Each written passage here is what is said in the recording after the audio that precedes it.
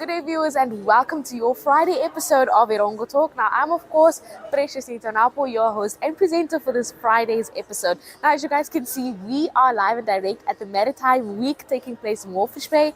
It kicked off earlier in the week, so we'll be spending the day right here at the Maritime Week. There's so much happening. If you are in the marine industry or have a keen interest, this is definitely the place to be and definitely going to be worth a visit. However, we do bring you our regular of the show, some news items as well as a community segment and a business segment. So please stay tuned for the rest of the show because we have so much more on offer.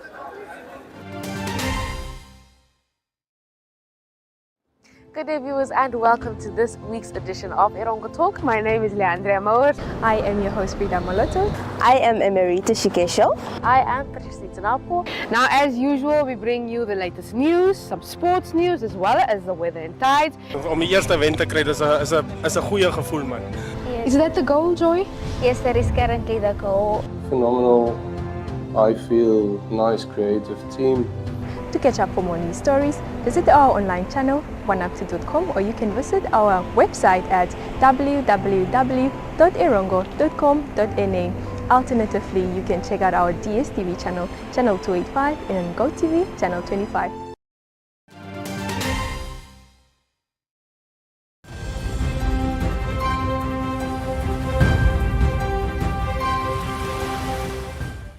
Now, welcome back. It's of course time for our news segment, and first up in our news segment, we, like we mentioned earlier, the Maritime Week kicked off earlier in the week. Now, the Minister of Works and Transport, John Mutorwa, officiated the event and stated that Namibia should remain aligned with global standards. Let's have a look.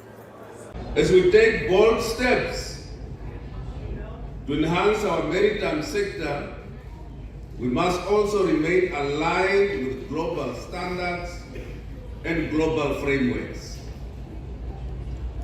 Namibia's membership to the International Maritime Organization underscores our dedication to ensuring safe, secure, and environmentally sustainable systems in our maritime industry. The International Maritime Organization's regulations are guiding us as we modernize our maritime industry. And by adhering to these guidelines, we are enabled to modernize our maritime industry. Right now, up next in our news segment, we have a look at the Erongo Regional Council, who recently launched their 2024-2025 budget. And the chairperson of the Regional Council, Benita Mbamba, confirmed and announced their $156 million budget. Let's have a look. The budget of the Erongo Regional Council for 2024-2025 fiscal year totaling $156,712,479 have been authorized by the Ministry of Urban and Rural Development, as I mentioned. And therefore, we hold ourselves accountable in publicizing the budget as part of awareness creation and our quest for transparency in our operations. Our mandate as the Regional Council is to plan and develop the region in a sustainable manner for the benefit of the people by establishing, managing, and controlling of settlement areas, focusing on core services. Our unwavering mission is to coordinate, deliver quality and accessible services for the upliftment of the livelihood of the communities we serve. Through good governance and expedite services delivery. Right now, lastly, in our news segment, we have a look at the Ministry of Health and Social Services, who conducted a medical plastic surgery campaign earlier in the week in Walfish Bay. Now, the Senior Medical Officer, Dr. Kavachap, shares a little more on the matter, so stay tuned.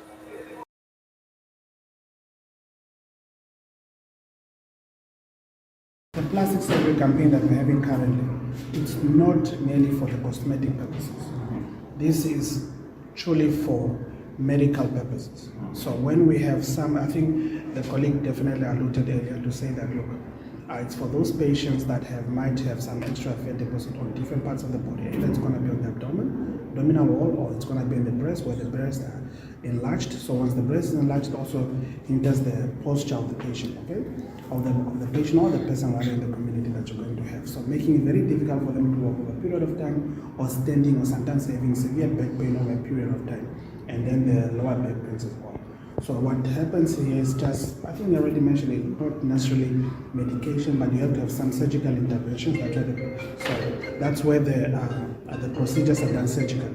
But for the ones, the BBLs, that is merely for appearance. It's cosmetic purpose. Yes, okay? It's, of course, even the other one is going to change some sort of appearance on the person, but this has to do with medical intervention. But whereby the other one, the BBLs, that's somebody who wants to look a certain way, look a certain time, which I think is not a problem, but definitely not with this campaign. This one has to do with medical only. Yeah, but that just to show that we have the skills in Namibia, and the ministry is making sure that everybody is assisted with such. And that, ladies and gentlemen, brings us to the end of our news segment for today. But we still have so much more coming up in the rest of the show. So please stay tuned and keep up.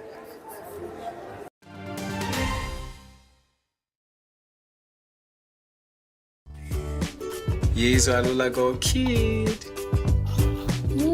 Super tasty. And it's super good for you. Super good for immunity, brain, growth needs, and tummy. Super nutrition for super kids. Alula Gold Kid.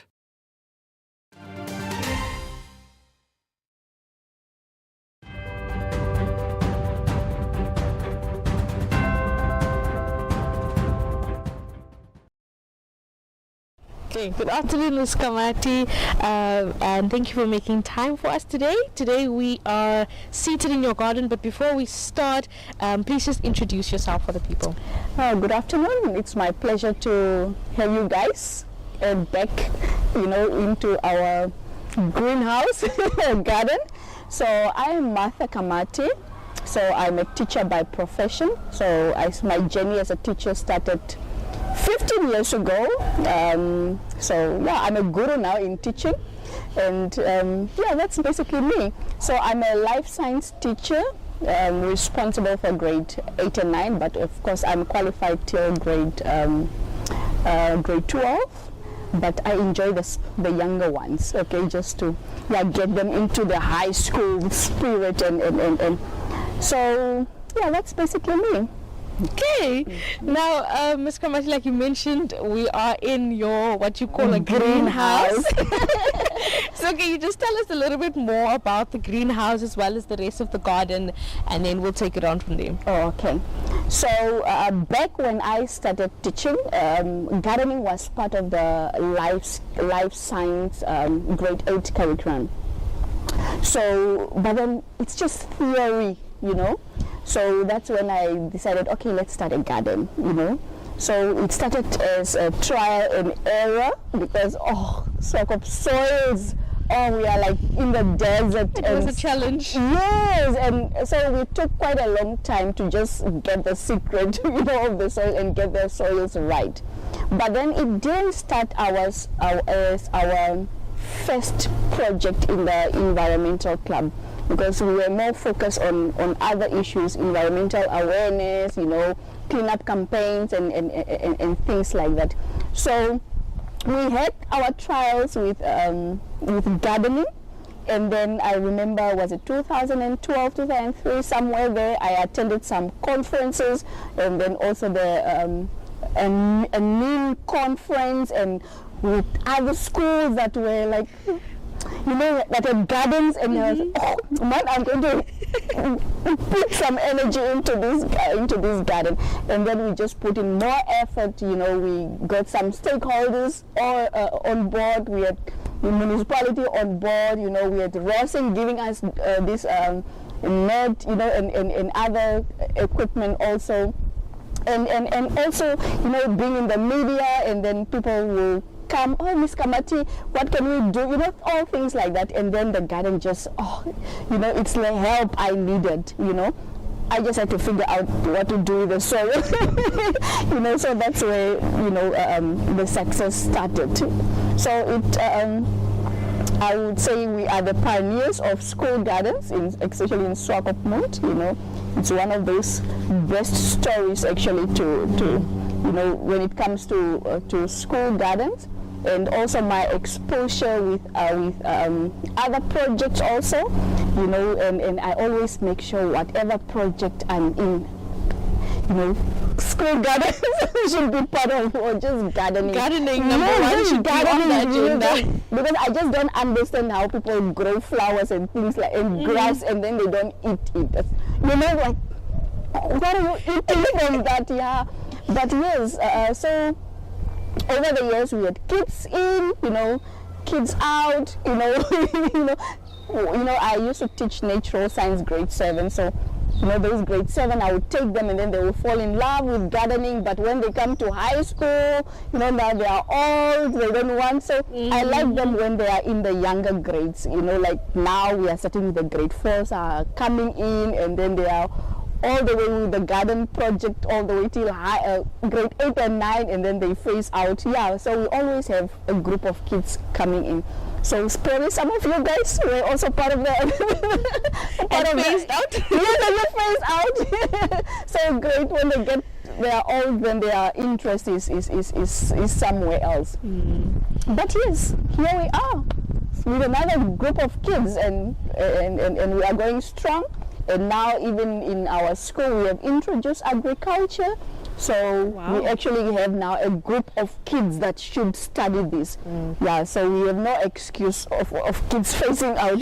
I mean, the garden is flourishing. It only made sense that the school implemented the subject agriculture as well. There's a perfect environment for the learners to do hands-on work as well. Exactly. And speaking of flourishing, we're seated in the greenhouse, and the beautiful spinach is at the back and looks amazing. We can see your hard work, but there's so much more happening. Take us through what else we can find in the garden. Okay, we have a lot of veggies. You know, we like trying things. You know, some of our kids, they've never seen these veggies.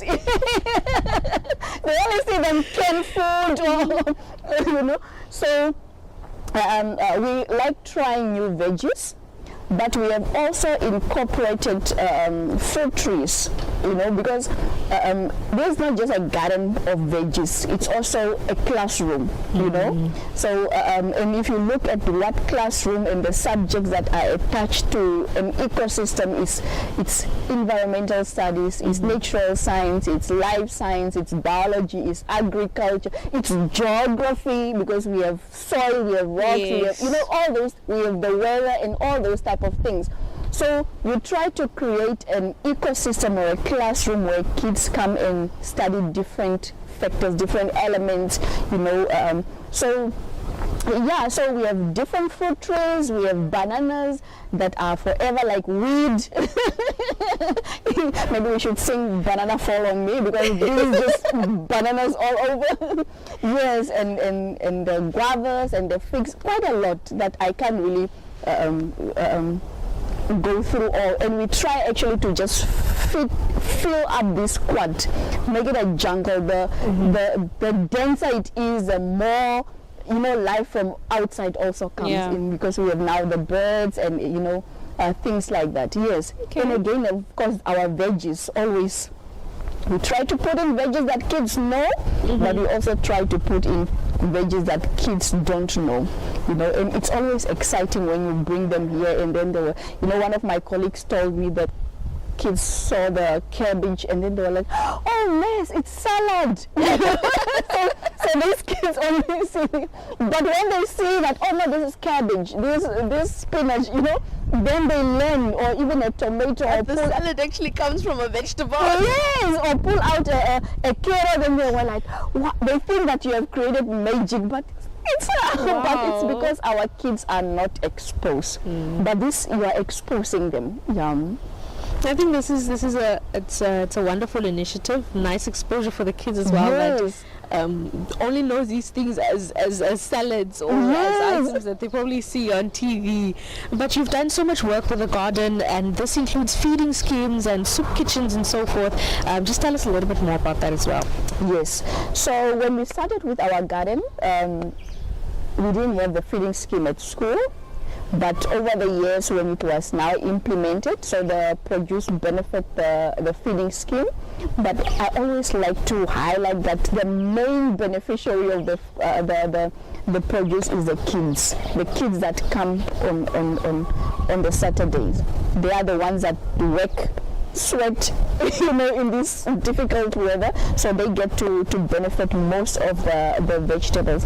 But we've also linked up with some soup kitchens in the past, and even the DRC clinic in the past, through the municipality, I think it was 7 years ago, or even longer than that, but yes, but later on they also have their own garden. But those are some of the community links and projects that we were involved with, but now it's just benefiting our school, soup kitchen, and then obviously the kids and the teachers.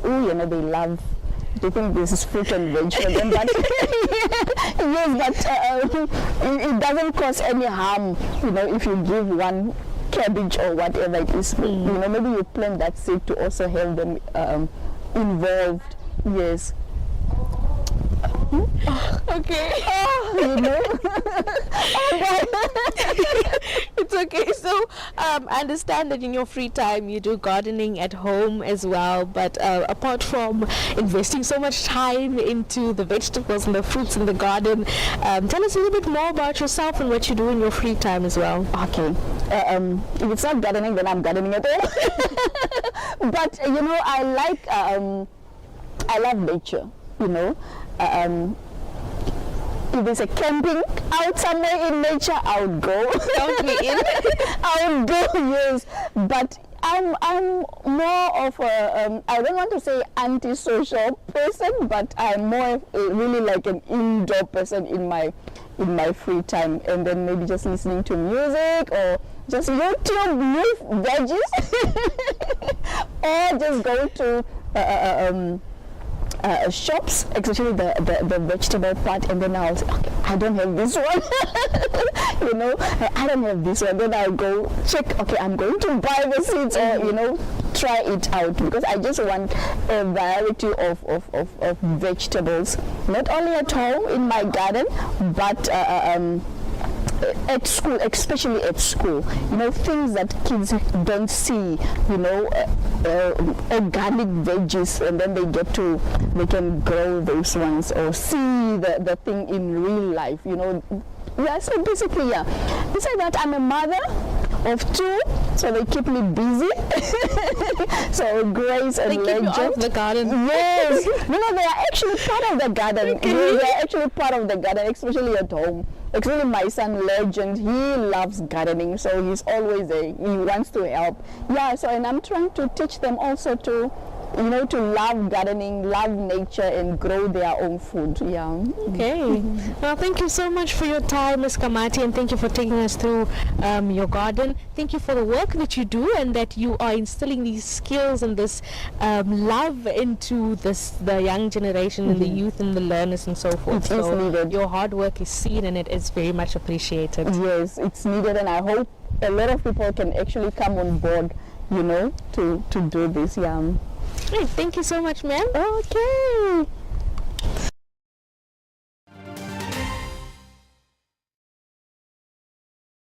At Specsavers, we're committed to offering affordable and professional eye care. That's why we're offering 1,500 Namibian dollars worth of savings with our winter promotion. Get a free frame up to the value of 1,500 Namibian dollars, or use the 1,500 Namibian dollars on one of our leading lens enhancements. To qualify, simply purchase a comprehensive eye examination and prescription frame and lenses. Book online or call your nearest store today. Specsavers, for affordable eye care and a whole lot more.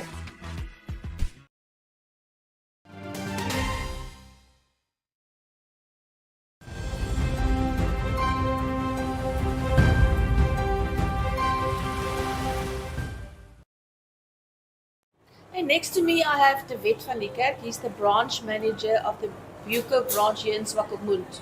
And Yes. Markies Bay? No, only Only at the time Swakopmund. Swakopmund. Yeah, I was transferred from Walvis to Swakopmund. Okay. So first of all, I want to congratulate you on this store. It's absolutely stunning.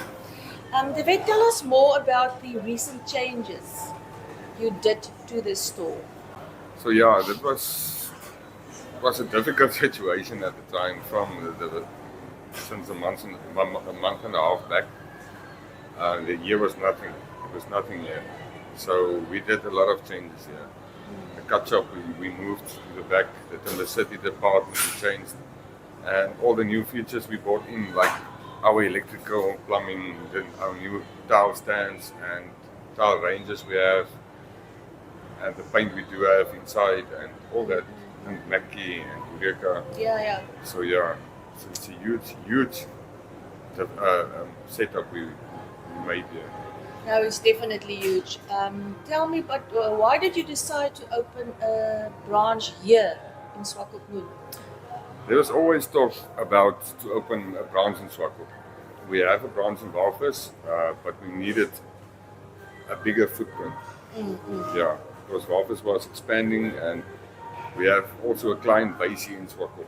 So we thought best to open a shop here in Swakop.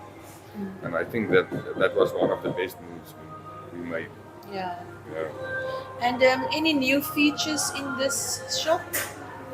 Yeah, the new features is our new tile ranges. We stopped. Is it the tiles here in the background? No, this is the Timber City. This is the new boards also. Yeah, there's also new boards. Our tile ranges and plumbing ranges and everything you will find. Everything is actually new. We also have a new lighting display, electrical department, which is nice and which is big. Yeah. The previous shop closed its doors. Are you positive that your business will boom? I'm very positive our business will boom. It's all about service, and we're here for the customers and we're here for our clients. Well, what is the feedback of your customers? So far, everyone they've asked me since we've started, when are you opening? So they need a little bit of competition here in Swakopmund, and competition is always a good thing. You're on your toes. Yeah. So, but we'll definitely, I'm very positive about this, about this store. Yeah, but I can see the service is very, very, very good here. Yes. So how does your team feel about the new shop? They are also positive. They are very, very positive. When we started with this shop, all of them wanted to transfer. I still get calls from my other colleagues that they want to transfer to Swakop. So yeah, so they are very positive, and I think the team I have here, they are actually handpicked. So they will. Yeah. We've been working together for a year and a half now. So yeah, and these guys will do the job definitely. Well, it's good to hear that. Tell me, is there any message that you would like to share with your loyal customers? Everyone knows us, and we're always there. We're like a family, and everyone is welcome. The services you will get is always the same, fast, quick, and we deliver. And always with a positive attitude. Okay, I once again want to congratulate you on this lovely, lovely store, and it was nice talking to you. Thank you, David. Yes, I also want to take a moment and thank the Buco family for giving me the chance to be here. Hopefully it's a great success, and we will make a great success out of it.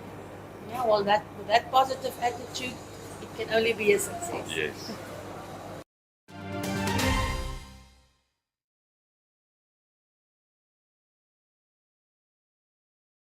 Spring into savings with Union Tiles World of Tiles. Discover unbeatable deals on luxurious, locally produced and imported tiles and accessories. Whether you're renovating your kitchen, bathroom or patio, we've got the perfect solution to transform your space. Be spoiled for choice and step into the Union Tiles World of Tiles. Go to uniontiles.co.za. Find us on Google and connect with us on social media. Union Tiles, style and quality you can afford.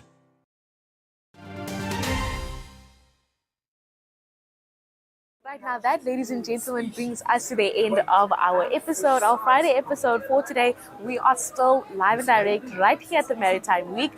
We will be popping in with a different stall, so we have so much more content coming up on our social media platforms. Please do make sure to have a look at our Facebook, follow our Instagram, Twitter, X Threads, you name it, we are all there. Now, we have a lot more coming. Of course, you can have a look at all of our stories on our website. That is www.erongo.com.na. Alternatively, our show goes live at 12 o'clock and at 1 o'clock. That's on 1 Up 2, as well as on DSTV channel 285 and GoTV channel 25. But for myself, Precious, I'm going to have fun at this Maritime Week. So until Monday, it's goodbye.